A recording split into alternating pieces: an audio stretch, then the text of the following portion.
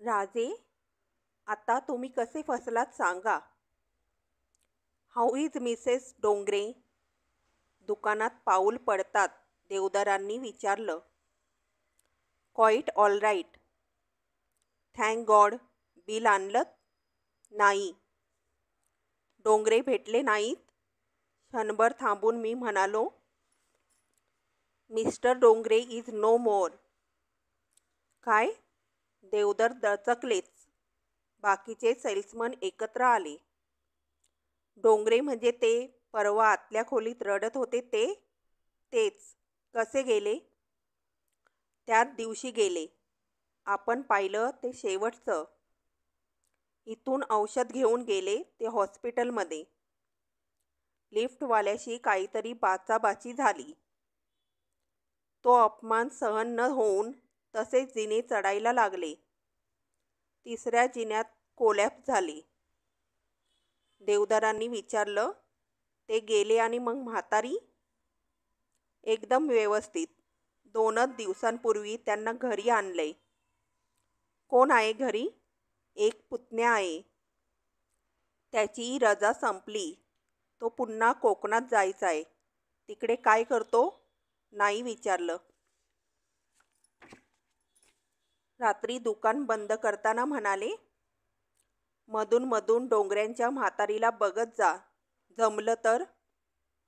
माझ्याही मनात तेच होतं. श्री, बोला सरकार. A1 घोटाळा झालाय. होणे दो. मामूली आहे ना. A1 म्हणते तर. बोल तर खरी. तुझ्या काही लक्षात नाही आलं? नाही. का? तुम्हाला त्या मनोरमेचा पिरियड अचूक माहीत. आणि म्हणजे किरण तू? बच्चमजी, 16 दिवस वर गेले आहेत. खरंच? मग त्या दिवशीच सांगत होते. त्या दिवशीचं त्या दिवशी. आजचं बोल. जे बोलले तेच. दाढी करता करता मी किरणला पकडायला धावलो. दाढीचा साबण लागेल असं म्हणत ती स्वयंपाकघरात धावली आणि तिने दार लावून घेतलं. रात्री जवळ येत किरण म्हणाली. काहीतरी करा ना. कशाबद्दल? डॉक्टर. कशाला तो? कशाला काय? तुम्हाला एवढ्यात मूल हवंय? By all means. मस्त पोरगी हवी आहे. डिक्टो तुझ्यासारखी. हुशार, देखणी, चटका लावणारी आणि तापट. किरण म्हणाली. तुम्हाला काही कळत नाही. वेडे आहात आणि भोळसट. भोळा आहे कबूल. वेडा पण काय केला? गंभीर होत ती म्हणाली. एवढ्यात मूल होता कामा नये. सगळं अपसेट होईल. तुम्हाला काय? बरोबर आहे. एक मूल झालं की फक्त तुझंच सगळं अपसेट होणार आहे. मला धक्काही लागणार नाही. मी तसं म्हणाले. तुझा सूर तोच होता जो मला कधीच आवडत नाही. दोघांना मिळून ठरवता येणार नाही का? तुमच्या माझ्यात मुळीच एक वाक्यता नाही. कामावर जातेस. तुला साहेबांची प्रत्येक गोष्ट पटते का? किरण पटकन म्हणाली. तिथं इलाज नसतो. संबंधही नसतो. मन मारूनच नोकरी करायची असते. गरज म्हणून. मग मूल होणं ही गरज नाही होऊ शकत? आज अडलंय का? तसं कधीच अडणार नाही. मला तेच म्हणायचंय. पुढे बघू. होईल तेव्हा होईल. मी विचारपूर्वक म्हणालो. एक्झॅक्टली. याच्या उलट मला वाटतंय. होणारच आहे तर ते योग्य वेळी होणं चांगलं. माझं बाळंतपण कोण करणार? आई. तोंड पहा. किरण, मला हे असं काही बोललेलं खपणार नाही. तुम्हाला खपो अथवा न खपो, माझी वाक्य लक्षात ठेवा. तुमच्या मातोश्रींची आपल्या संसारात काहीही मदत होणार नाही. कशावरून पण? नुसतं सांगून पाहतोच. आज घरी तसा खूप दिवसानंतर जात होतो. अरविंद मनोरमा भेटली नव्हती. पूर्वी कामावर जाताना दुकानात येऊन हॅलो म्हणून पुढे जात होती. तेही अलीकडे त्या दोघांनी बंद केलं होतं. त्यामुळे आज घरी स्वागत कसं होईल याचा विचार मी जिना चढताना करत होतो. दार उघडच होतं. रंजन आईच्या मांडीवर होता. पेंगुळला होता. नंतर तारवटला होता. मी त्याच्याजवळ बसलो. राजा, उठू नकोस, झोप असाच. त्याने लगेच माझं ऐकलं. आई रंजनला पण मला उद्देशून बोलायला लागली. काकांना म्हणावं, हल्ली तुम्ही येत नाही. काय कारण?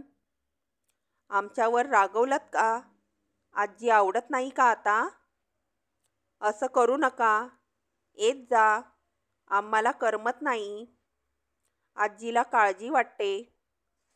पूर्वीसारखे येत जा. आमची काकू कशी आहे ते सांगत जा. तुमचं नवं घर कसं आहे सांगा. आणखीन काय काय घेतलं अलीकडे ते सांगा. संपलं. आई जरा थांबल्यावर मी विचारलं. आईने पुन्हा त्याच भाषेत प्रारंभ केला. काकांना म्हणावं संपलं. आमची आजी आणखीन काय सांगणार? ती म्हणते तिचे दिवस आता संपत आले. केव्हा तरी ती फटकन जाईल, तेव्हा येत जा. रंजन आईला म्हणावं, आपण आता बोरिवलीलाच राहायला जाऊ. काकाचा ब्लॉक आहे. 24 तास पाणी आहे. शांतता आहे. काकांनी ब्लॉक सगळ्यांसाठी घेतलाय. रंजन काकांना म्हणावं, आजी इथं ठीक आहे. तिची लायकी चाळीतच राहायची आहे. ब्लॉक बड्यांचा असतो. माझी गावंढळ आजी तिथं शोभत नाही आणि मला तिथं कंटाळा येतो. रंजन आईला म्हणावं, खेळायला कोण असा आता प्रश्न पडणार नाही. छोटं छोटं बाळ येणार आहे. आईने सरळ विचारलं, काय सांगतोस काय? असं वाटतंय. कितवा? छे, शंका आहे तशी. चला होऊन जाऊन दे. मग केव्हा येतेस? मी? कुठे? कुठं काय बोरिवलीला? छे, मी कसली येते? का? चातुर्मास संपेपर्यंत बोलूच नकोस. पोथी वाचायला घेतली आहे. अगोदर बोलला असतात तर सुरुवात केली नसती. आता घर सोडता येणार नाही. बोरिवलीचं घर कुणाचं आहे? आपलंच तर आहे. दोन्ही घरं माझीच तर आहेत. पण स्थान महात्म म्हणून काही असतं की नाही? बरं, माझ्या एकटीचा प्रश्न नाही. मावशी ऐकायला असतात. All right. भेटायला येईन. काही खावंसं वाटत असेल तर कळव. करून पाठवीन. राहता येणार नाही. चातुर्मास कधी संपतोय? अवकाश आहे का? नंतर येशील ना? नंतरचं कुणी बघितलंय? येईन. नाही, तुमचं अडणार असेल तर कळव. अडणार नाहीच म्हणा. माझा काय उपयोग होणार तुम्हाला? कोणी ना कोणी तुम्हाला भेटतंच. मी अगदी आत्ता सांगते. घरच्यासारखं कुणीतरी नक्की तेव्हा पाठीशी उभं राहील. कोणी काही देतं, कोणी काही. माझी छाती तर दडपून जाते तिथं आलं की. याचा अर्थ तू कधीच यायची नाही असं ठरवलेलं दिसतंय. ठीक आहे, माझी जबरदस्ती नाही. आई सावरून घेत म्हणाली, ठरवलं वगैरे काही नाही. दुसरं कोण आहे मला? माझा संयमही संपला. मी मध्येच म्हणालो, पुढची सगळी वाक्य मला पाठ आहेत. मी तुला आता कोणताही आग्रह करणार नाही. घरी आल्यावर किरणची बॉलिंग सुरू झाली. आता असंच करायचं. शेवटपर्यंत त्यांना कळवायचं नाही. त्यांना कळेल तेव्हा कळेल. काय? तिने माझी साक्ष काढली. एम आणि डब्ल्यू ह्या दोघींना माझी पर्वा नव्हती. प्रत्येकीला स्वतःचेच मानपान होते. रात्री किरण जवळ आली. मी आईशी झालेला सगळा संवाद आठवीत होतो. तेवढ्यात किरणचा हुंदका कानावर आला. श्री, माझी आई हवी होती. मला कोणी उरलं नाही. मी आहे ना. तसं नाही रे. पण बायकांचे प्रॉब्लेम्स हे बायकांचेच असतात. अजून विचार करूया. कशाचा? मूल हवं की नको? भलतंच. माझ्या डोळ्यासमोर ब्लॉकचं भाडं हा एकच विचार येतो. याचा अर्थ ब्लॉकचं कर्ज फिटेपर्यंत आपण 20 वर्ष वतस्त्र राहायचं का? मी पार गोंधळून गेले आहे. काही कळत नाही. सगळं चांगलं होईल. मी आहे. मला इतरांची कर्तव्य नाही. आपण दोघं वाट शोधू लागलो तर मार्ग लवकर सापडेल. एकमेकांविरुद्ध उभे राहिलो तर सापडणारी वाट घालवून बसू. येणाऱ्या पाहुण्याचं आपण दोघं मिळून स्वागत करू. आपल्या अगदी जवळचा आणि आपल्याला आणखीन जवळ आणणारा तो पाहुणा आहे. तेव्हा डोंट वरी. मला तू आणि तुला मी. उत्तरादाखल पार्टनरने लिहिलं. एक खूपसुरत नटी बर्नार्ड शॉना म्हणाली, आपण दोघं लग्न करू. म्हणजे आपल्याला होणारी मुलं माझ्यासारखी रूपवान आणि तुझ्यासारखी जिनियस होतील. शॉनी म्हणाला, आणि उलट होऊन माझ्यासारखी कुरूप आणि तुझ्यासारखी मूर्ख झाली तर? अशा ह्या पत्राचे किरण राई राई एवढे तुकडे करील. नाहीतर काय करील? तुमच्या मिसेसची काळजी करू नका. जरा वेळ लागेल इतकंच. Any complication? Not at all. 1 तासात त्या मोकळ्या होतील. Watch the time. माई पटकन म्हणाल्या. ती मोकळी होईल आणि आपण तिघं अडकू कायम. मी हसलो. माईंकडे पाहताना माझा नेहमीसारखा हेल्मेट झाला. To be or not to be ह्या प्रश्नाने हेम्लेट आयुष्यभर झपाटला गेला होता आणि आपण? ही कोणाची कोण? माझ्यासाठी ह्या व्यक्तीला एवढं का वाटतं? ह्या 2 प्रश्नांकडे गहाण पडलो होतो. तुम्हाला कोणी ना कोणी भेटत राहतं असं 7-8 महिन्यापूर्वी आई म्हणाली होती. आणि त्याप्रमाणे माई पाठीशी उभ्या राहिल्या होत्या. किरणला नक्की दिवस आहेत हे जेव्हा पक्क झालं, त्या दिवसापासून आमचा भविष्यकाळाचा विचार सुरू झाला होता. तुमच्या आईकडे मी भीक मागायला जाणार नाही. मी म्हणणारही नाही. पण ती आपण होऊन आली तर? मला नाटक करता येणार नाही. त्यांचं माझं पटणार नाही. किरणने निक्षून सांगितलं. 2 दिवस माझी मनस्थिती पाहून 3ऱ्या दिवशी देवधरांनी म्हटलं, गप्प का? घरचा प्रॉब्लेम. किरण बरी आहे ना? एकदम. एनी गडबड? होय. घाई केलीत? तसं झालं खरं. केमिस्टच्या दुकानात नोकरी करतोस आणि? देवधर, किरण त्या दिवशी फारच निराळ्या मनस्थितीत होती. त्याच्या अगोदर भांडली असेल. देवधरांनी वर्मावर बोट ठेवलं. त्यांचं हे विधान म्हणजे एगापायरिंगची गोळीच होती. देवधर, तुम्ही? पुढचं विचारू नकोस. घरोघरी तेच असतं. आमच्याकडे पाळणा हल्ला अगदी ह्याच पद्धतीने. तू इथं नोकरी करतोस, मी तर साक्षात मालक. पण फसण्याची प्रोसेस हीच. खरं? खरं म्हणजे एका अगदी क्षुल्लक कारणावरून बायको भांडली. त्यानंतर अबोला. किती दिवस? तब्बल 2 आठवडे 3 दिवस.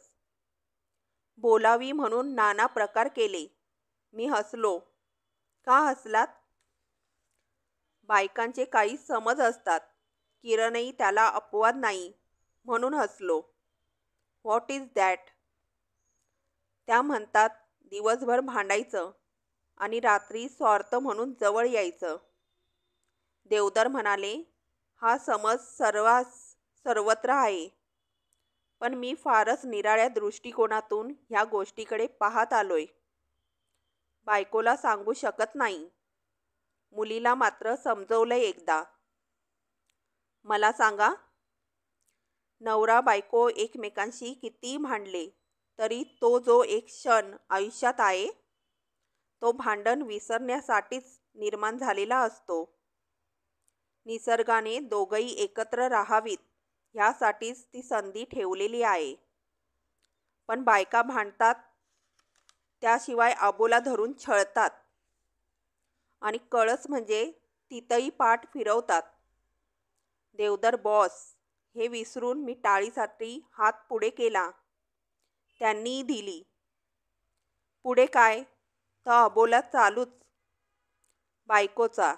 रोज वाटायचं आज बोलेल उद्या बोलेल. आयुध घरी नेत होतो, पुन्हा दुकानात आणत होतो. आमची पहिली जागा लहानच होती. धंदा बरकतीला आला तेव्हा ब्लॉकमध्ये गेलो. घरात माणसंही जास्त होती. तेव्हा सगळं गनिमी काव्याने चालायचं. ज्या रात्री अबोला सुटला त्या रात्री आम्ही गाफील. चौकी पहारे उठवलेले. विश्वासाने मान टाकली. दगाफटका होईल हे ध्यानीमनी नाही, समजे. देवधरांच्या बोलण्यामुळे मनावरचा ताण एकदम कमी झाला. हसत हसत ते म्हणाले, राजे, आता तुम्ही कसे फसलात सांगा. मी म्हणालो, इतिहासाची पुनरावृत्ती झाली. तेवढ्यात 2-4 कस्टमर आले. मी कामाला लागलो. देवधर दुकानाच्या मागच्या भागात गेले. दुपारी ते पुन्हा म्हणाले, आता मात्र कोणतीही उपाययोजना करू नका. सध्या मूल परवडणार नाही. तुम्ही त्याला पोसणारे कोण? त्या अर्थाने नाही, घरी मनुष्यबळ नाही. खुराड्यासारखी घरं बांधा, कोण येणार तुमच्याकडे? अडचणी येतात आणि जातात. फक्त जाताना आपलं वय घेऊन जातात. तेव्हा मूल आत्ताच होऊ दे. पहिलं मूल टाळू नये. तब्येतीला चांगलं असतं. कुणाच्या? त्याच्या स्वतःच्या, बायकोच्या आणि संसाराच्याही. मुलाकडे पाहायला एखादी बाई द्याल? लक्षात ठेवीन. नाही मिळाली तर तास वाटून घ्या. तुम्ही काही तास आई व्हा. अधूनमधून किरणला बाप व्हायला शिकवा. ज्या दिवशी हे बोलणं झालं त्याच दिवशी दुकान बंद करता करता एक गृहस्थ दुकानात हजर. दुकानाचं काही बिल द्यायचं असेल तर सांगा. आपण कोण? मी डोंगऱ्यांचा पुतण्या. ओळखलं नाहीत? ओ, आय एम सॉरी. मी कोकणात चाललोय.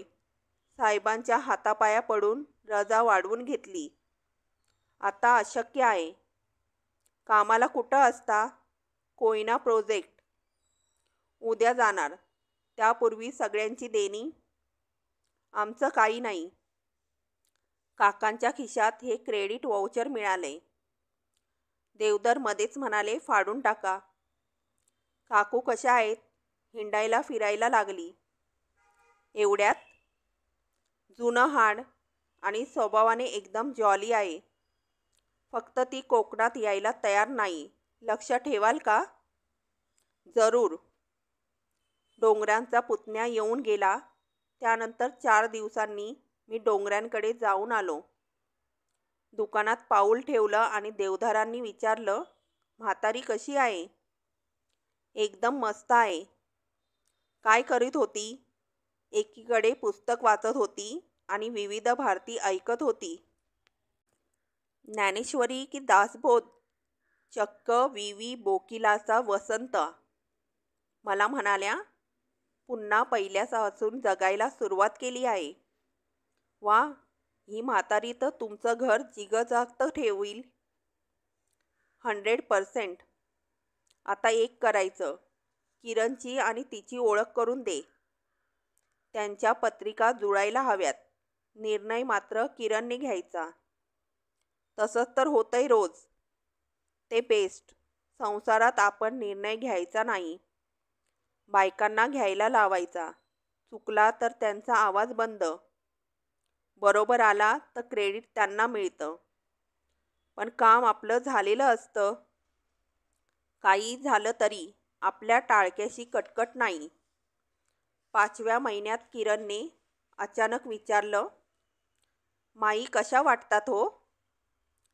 मी यथातो ब्रह्मजिज्ञासा च्या भूमिकेत विचारलं, माई कोण?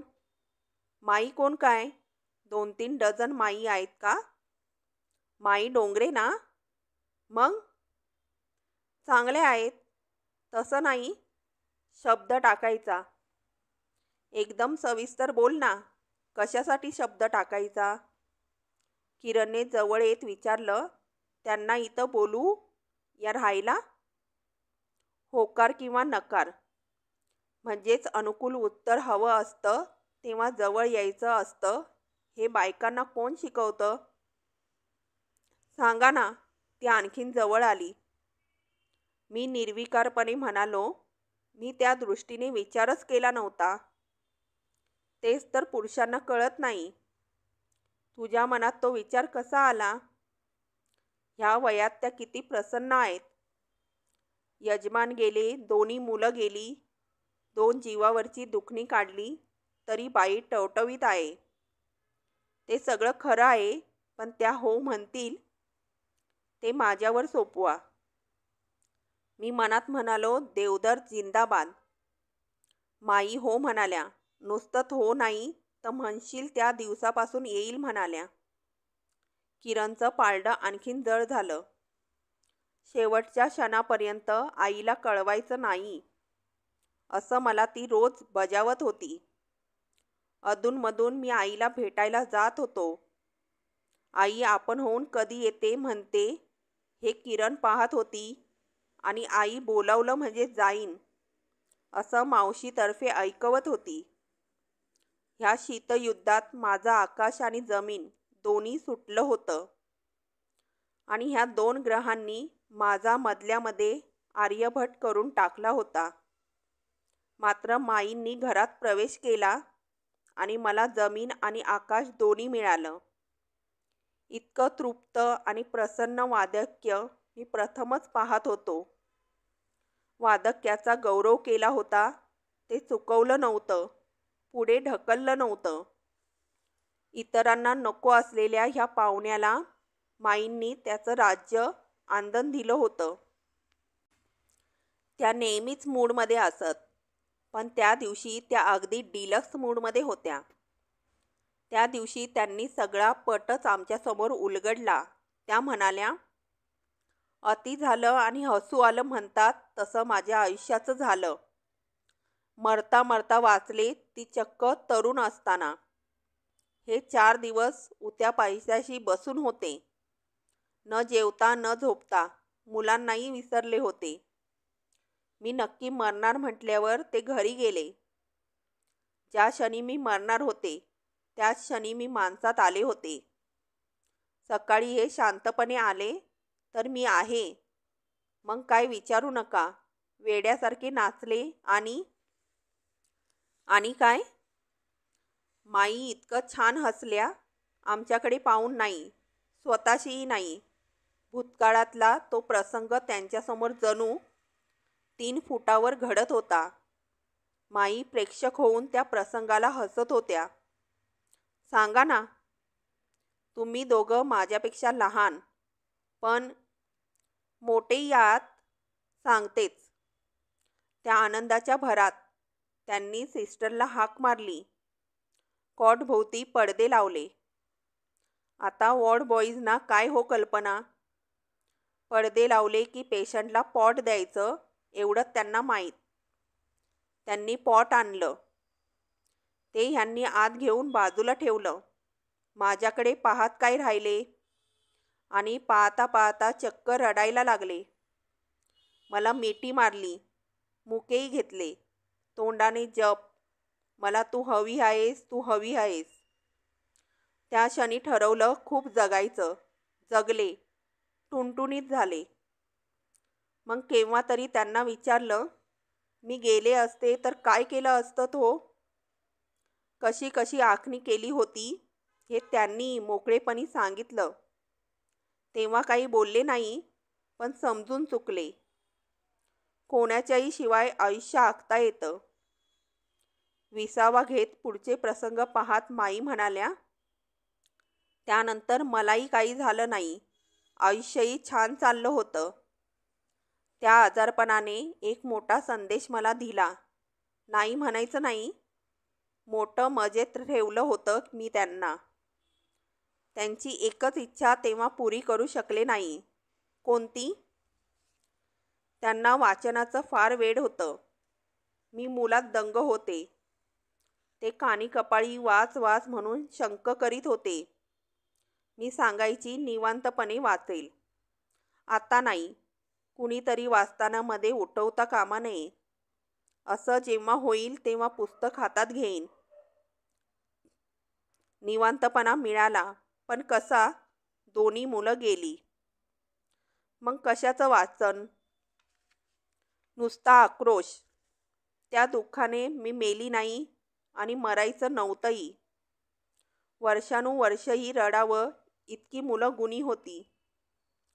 खूप रडून घेतलं मी. किती दिवस? डोंगरे जाईपर्यंत.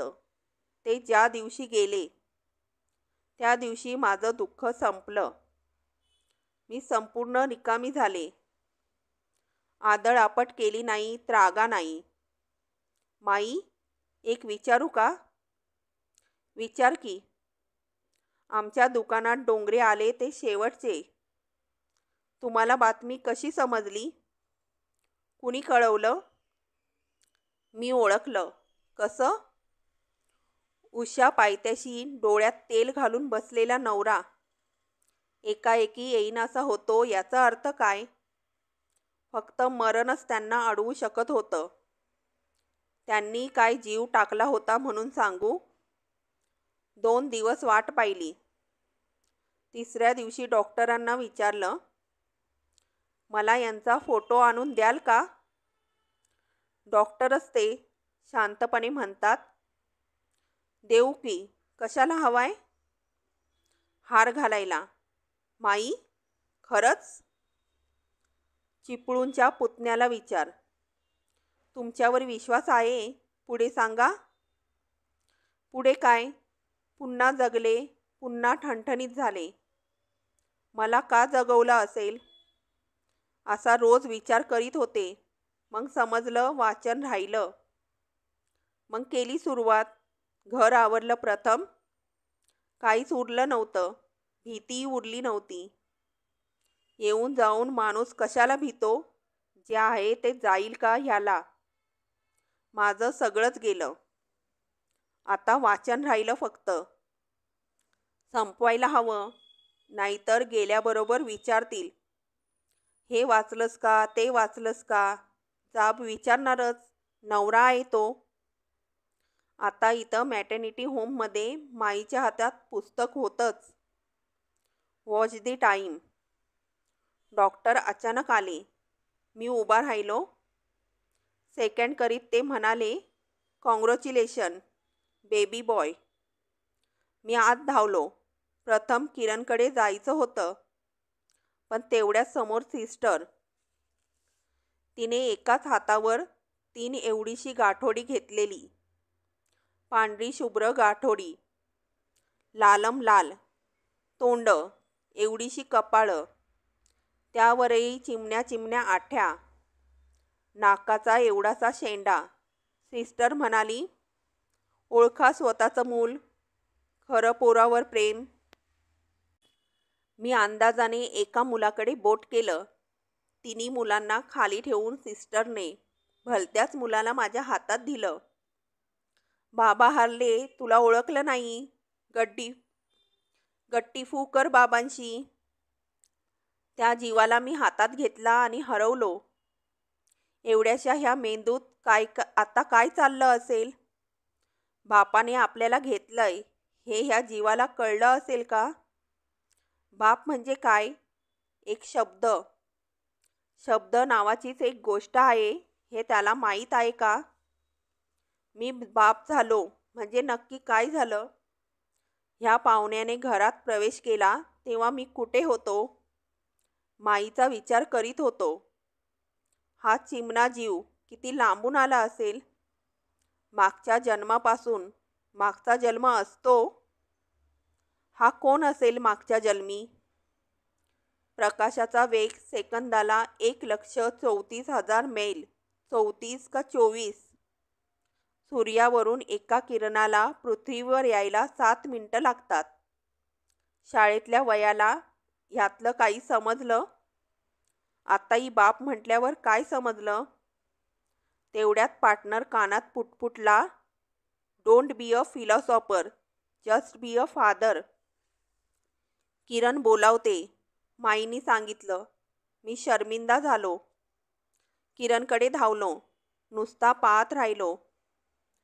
चंद्रकिरण सोसायटी, पायाभरणी, फोटो, ब्लड प्रेशरच्या गोळ्या, वही, दमयंती, छे, किरण, प्रीतम हॉटेल, दुकानाचा कट्टा, किरणची आई, तू एक वेडू आहेस. बोरिवलीच्या गाडीत चिकटून उभी राहिलेली किरण, कुणब्याचं पोर, भिंती नसलेलं बांधकाम, चौपाटी, किरणचं चुंबन, अश्रूंची चव आणि आता समोर एक आई. डब्ल्यूचा एम. मी पुढे झालो. तिचा हात हातात घेतला. दमलीस? थोडीशी. I am sorry. तुला माझ्यामुळे? तिच्या डोळ्यात पाणी आलं. ती म्हणाली, आता घरात 2-2 वेडू. माईंनी विचारलं, पडदे लावायला सांगू? मी म्हणालो नको. वॉर्डबॉय पॉट आणील.